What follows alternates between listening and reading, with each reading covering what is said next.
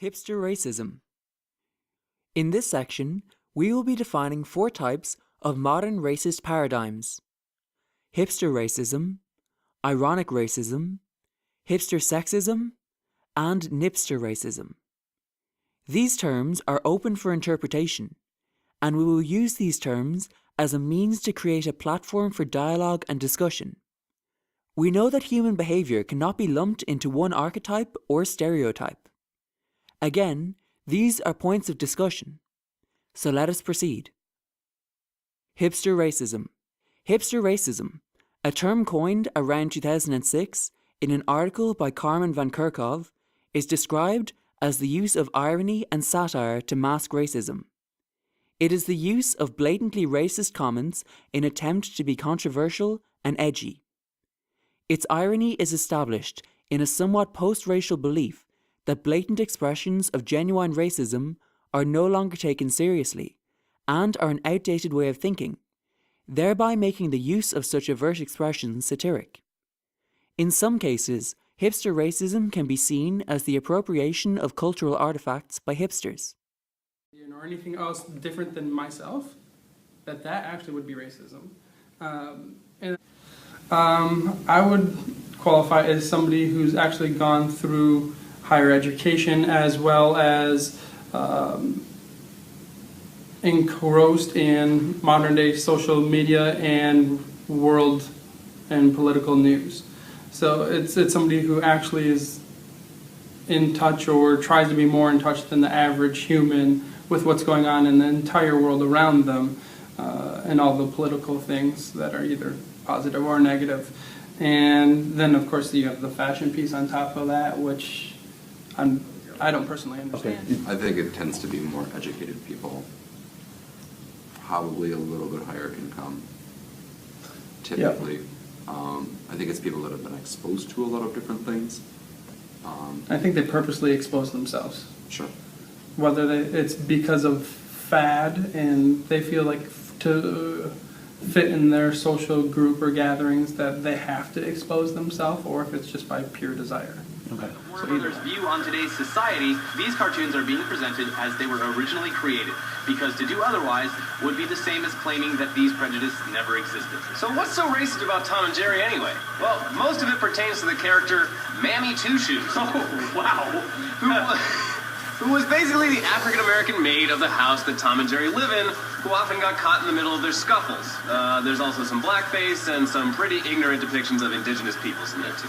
So basically the same shit that was racist in just about every cartoon from the time.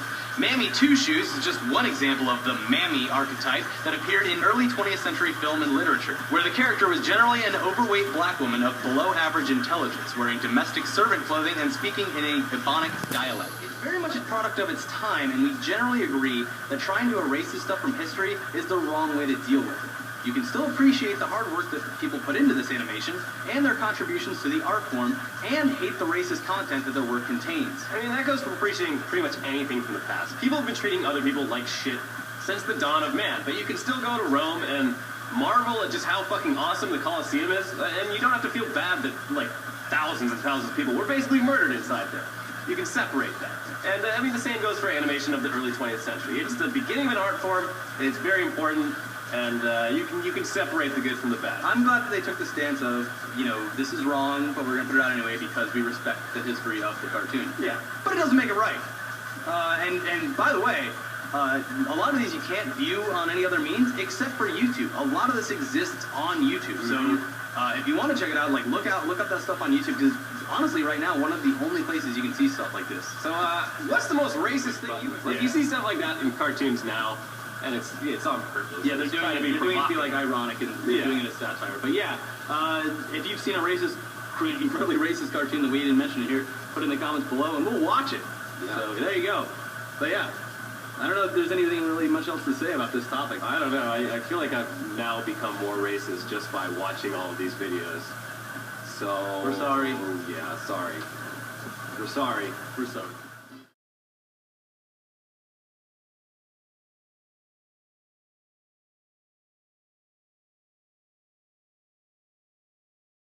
What are you seeing in social media?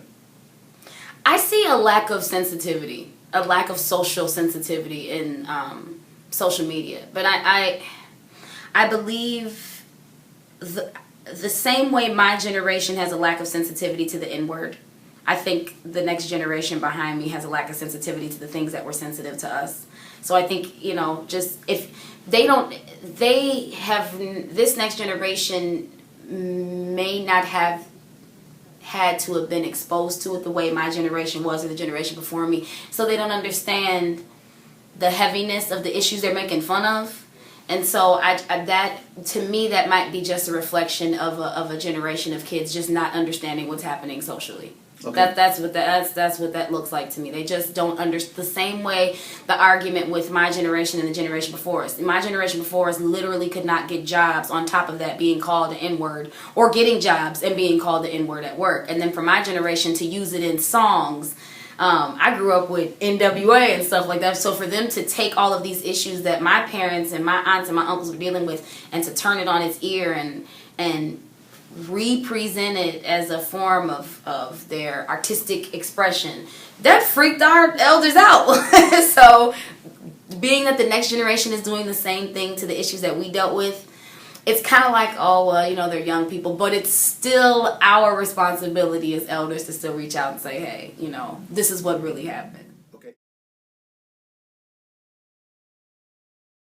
For sure, personally, I mean, I've seen that where very shortly after the Boston bombings from the marathon, somebody dressed up as a marathon victim, and it was still so fresh that, like, they just got bombarded with hate mail. They basically got fired from their position at work. You know, the backlash of it was quite severe for that girl.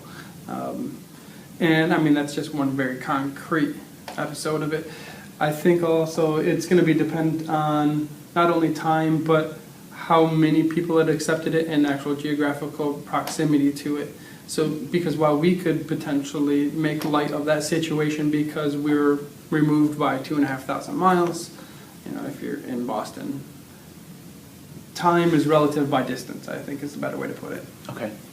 So, My guess is that person never intended to hurt anyone through that and had an obliviousness or, in worst case scenario, a willful ignorance to that fact, that that actually can cause hurt.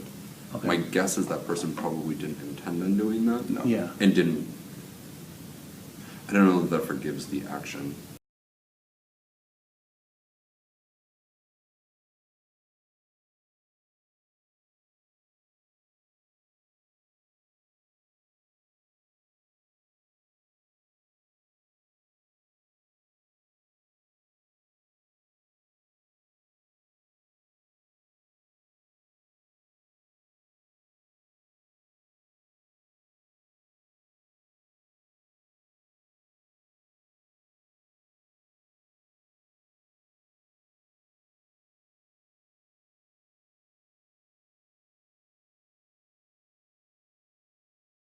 Yeah. What's your take?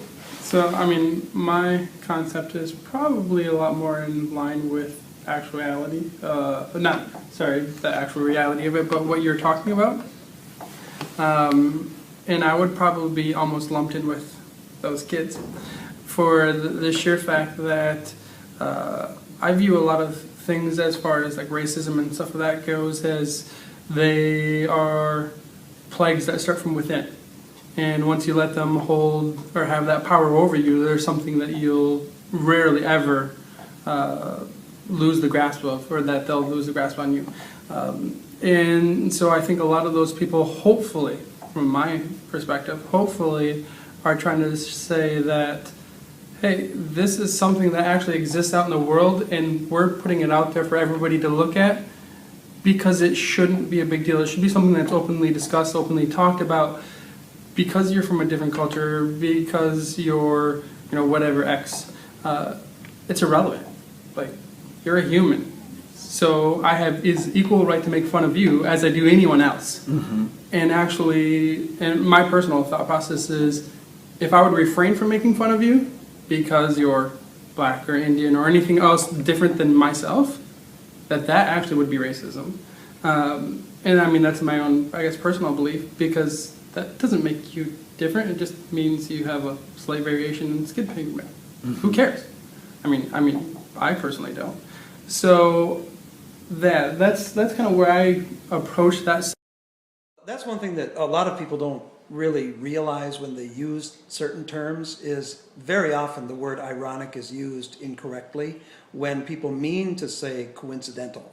Oh, isn't it ironic that you and I showed up at the same restaurant at the same time? That's not irony, that's coincidence.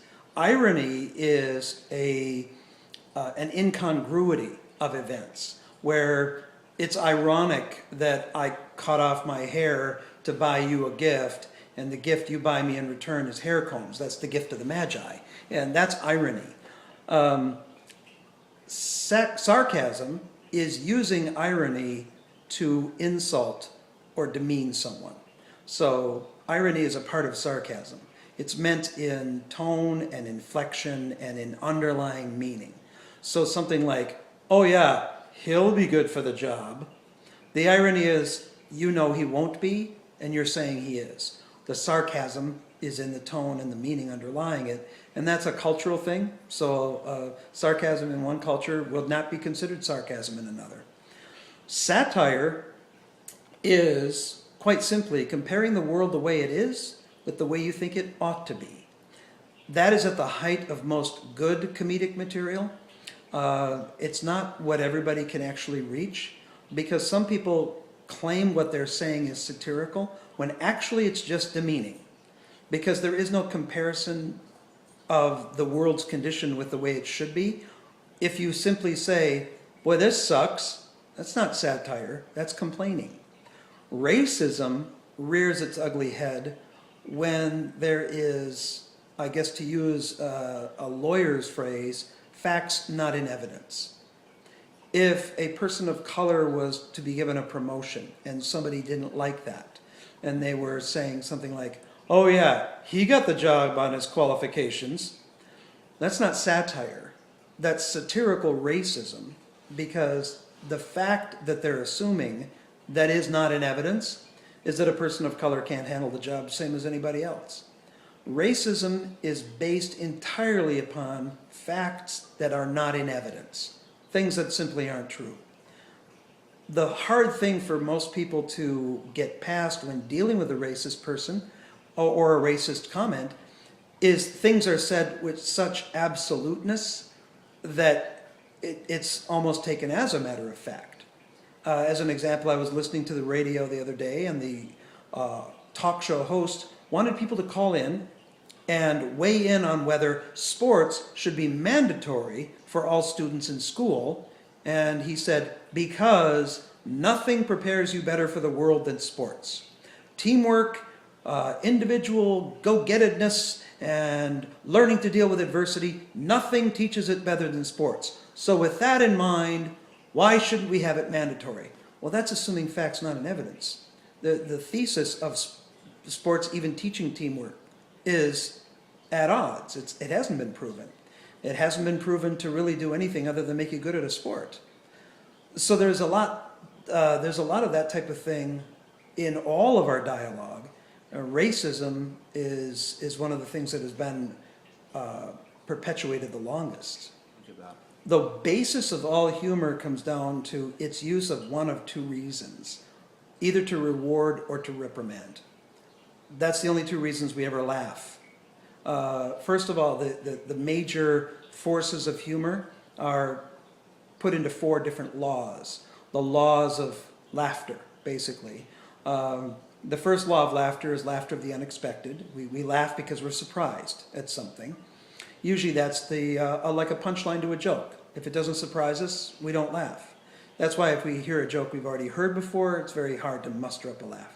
Laughter of recognition is the second law, and that is where people strive to bond socially by talking about commonalities. So I recognize that you go through the same stuff that I go through, and I laugh as a result. It's kind of a supportive laugh. Laughter of superiority comes all the way back to Aristotle and Plato. They were one of the first two gentlemen to theorize why people laugh. And it comes down to we never laugh unless it's at some togetherness. So that's not a comedic laughter if somebody's saying something funny, it's just the way people are. We love to be together and laugh together. And so the laughter of recognition is when we recognize commonalities, laughter of the unexpected, when something surprises us, and laughter of superiority, because we're laughing at somebody's expense. Laughter of superiority, making somebody the target, also goes along with another general rule with humor, is that we laugh to bring the powerful back down. Humanity likes a level playing field.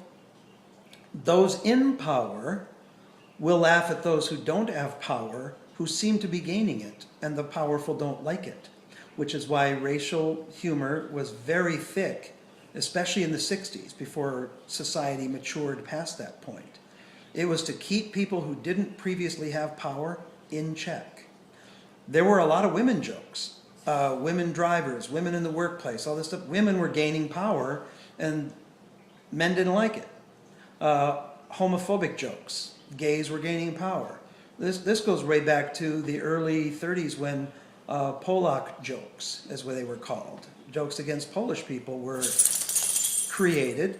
And that's because the Poles were immigrating to America in huge numbers. They're taking our jobs. That's always what happens, even though it's not really what's going on. Italian jokes, Polish jokes.